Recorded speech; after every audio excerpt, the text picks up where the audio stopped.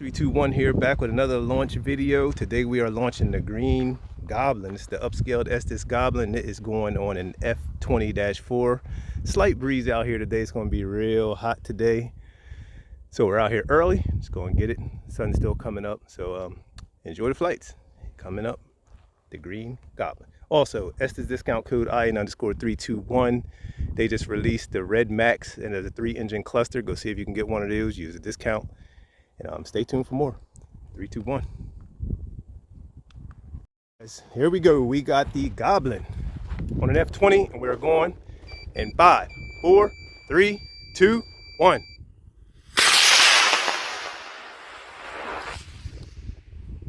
Way up. And we got parachute. Parachute is out. That was a nice flight. Nice flight of the Goblin. Coming down right above the range. You got a breeze, but he's coming down. Coming down pretty good. Breeze pushing him. Pushing. Very nice. Hope that chute's big enough. That's a spherical parachute. I had that one for some years. It's coming down pretty quick, and it got a spill hole on that big body up the Goblin, so it's coming down. Yeah, check them out, check them out, check them out. And touching down behind this ridge, there's a ridge over here. He's gonna go behind there. So I got him. All right, guys, stay tuned. We will go get this guy. That was the Goblin on the F20. Very nice flight. So we're gonna go get this guy, and we will be right back. So here we have some additional footage of the green Goblin taking off slow motion on an F20-4 Aerotech composite motors. Look at that flame. That flame is about 1 foot long or a little more. So there we have it, just taking off, a little smoke hanging in the air. Just wanted to bring you guys that. Had a little extra camera running, so hope you enjoyed that. So let's continue right now with the Stealth Alpha. We got the Stealth Alpha is back for more. We are flying this on an E12-6. I have a lot of pink dust inside of this one. It's like this construction dust, or not construction, like hobby dust you can get used for different projects. It's just a fine powder. I put some in there to help spot it. Going on the E12, just want to see how it works. I used it before on the So Long rockets I did with Mob rockets a couple years ago now. But yeah, it helps you spot a little better. So I got some in there, and we're going to see how it goes on an E12. All right, so we're going to do this. The Stealth Alpha going on an E12-6, and we are going in 5, 4, 3, 2, 1. Yes, so at this point in the video right here, I'm voicing over because my gimbal, there it is all out of big whack. old You puff. kind of see the puff right there. Yes, There it is. I'm struggling. The gimbal is extended to its end, if you know what I mean. Like I'm pointing up, but the angle of the lens is I'm struggling, so I'm fighting against it. So that's what you're seeing right here. So this whole segment, I could have cut it out, but I decided to just talk to you guys and tell you what was happening. But that's what's taking place. Sometimes these things happen when you're on a new system or you're trying something out. But for right now, the rocket is drifting heavy. It was a high flight Stealth Alpha. It was on the E12. It's just a slightly beefier Alpha. And went on the E12-6, and there was a lot of wind again. On the ground, it was like at like 8 or 9, but up high, it was just extreme. And it caught the rocket, and it pushed it and pushed it and pushed it. That little puff that I'm still following, the rocket, I'm looking at it with my eyes, but I'm not seeing it in the lens. So I'm just trying to point in the general direction. Maybe I'll catch it while I'm looking at the rocket. But me and Marcy, we both were looking, and then we both kind of lost it at the same time. You'll see what's going to take place coming up. Still having gimbal issues, as you see. Look, see, I'm starting to see now that, okay, I'm having a problem. I'm trying to adjust some things and working the problem. But by now, the rocket is already on the ground, just lost. I'm trying to figure out what's next. So look at this. Goofy angle, just sun just coming up above the mountains. The temperature wasn't too hot yet, but it was going to start cooking real soon, but it was still manageable at this point. So next coming up is the search for the Stealth Alpha. thanks for tuning in. Stay tuned. Well, more coming. The Stealth Alpha is no more. It went on an E12.6, as you know, and it went very high, way over this way. And on the other side of these ridges, you see there's a fence, and there's like a canal. So it's over that fence, I believe.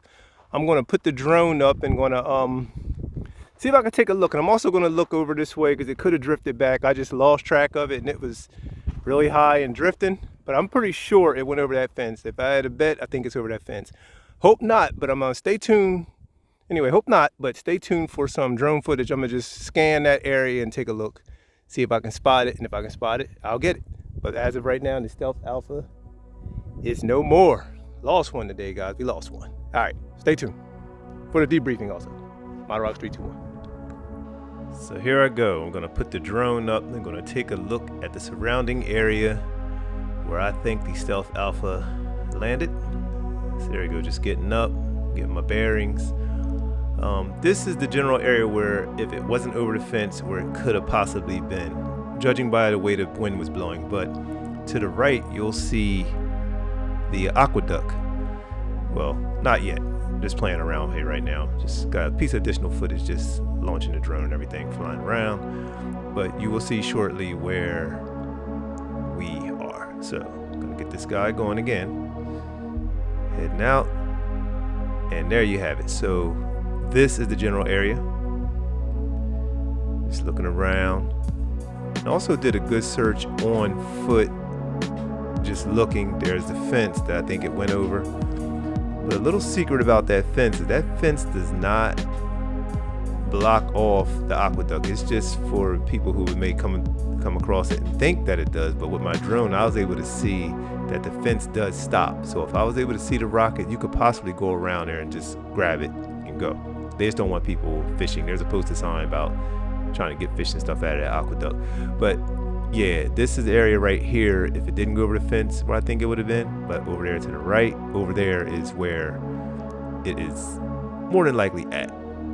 We searched good. I mean, I spent a good amount of time searching. There, I'm just looking around. And there's me down the corner. And yeah, guys, so we moved closer to the fence just to take a look.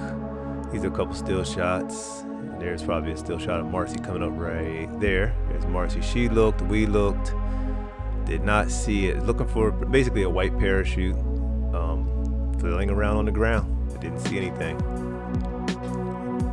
And once again, there's the dreaded fence with the water over there.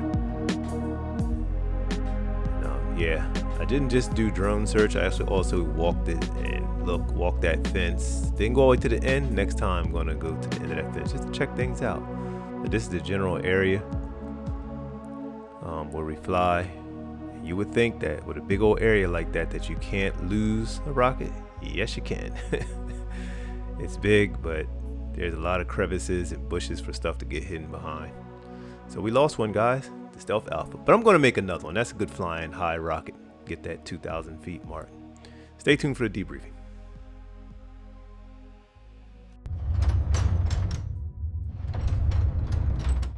Okay, welcome to the debriefing. You just saw two flights. One good flight. I'll call the Goblin a good flight, but definitely lost points on this broken balsa fin, which should be plywood. They come with this thicker balsa, but it's just, get the upgrades. If you see anybody selling upgraded centering rings and upgraded plywood fins, go on and get those for the Goblin. I painted mine green with a nice little fade and got this kind of a flip-flopping color. It's like a metallic greenish black. We're going into a fade right here. Got the bats on there. Yeah, go on and get that. This was a nice flight. I had this spherical parachute that I had for some years. It's kind of a high power or decent sized mid power parachute. Really tough, really durable. Has a nice canopy, spill hole. This is the second flight of that, and I broke a fin before. Right here on this corner it got broken. That was the first break. I think that was the only break. Is there a crack here? No, I think that was the first break, was this corner it landed on. But today it landed on this corner, on that hard ground out there, and broke it. So I'm gonna go on and take this motor out there. It launched really nice on the F-20. That was a nice flight. Yeah, pretty nice flight. Roared off the pad, really good, really nice, nice high flight. So it's a 29 millimeter Aerotech F20 White Lightning 4-second delay. It's perfect motor for this rocket right here. Other than that, no damage. No, not even a sign of zippering or anything. I see a little ding there. I don't know if that been there, but yeah, no issue at all. Everything else is fine. But I'm going to be replacing the shock cord on there. That Kevlar is getting all twisted. I thought it would be better than that, but I'm have to redo all that with a nice long shock cord. Then the other rocket is not here because it is lost. As you saw, it went over that field, went over that fence rather. There's an aqueduct over there with a pumping station, and you cannot enter in there. I could not see it over there. I looked in the field, we searched, just did not see it. It's probably over there, but it was hung up in the air. And sorry for that flight, not really catching the come down, but it was far. That would be west, and it just was hung up in the air. It was high on the E12.6.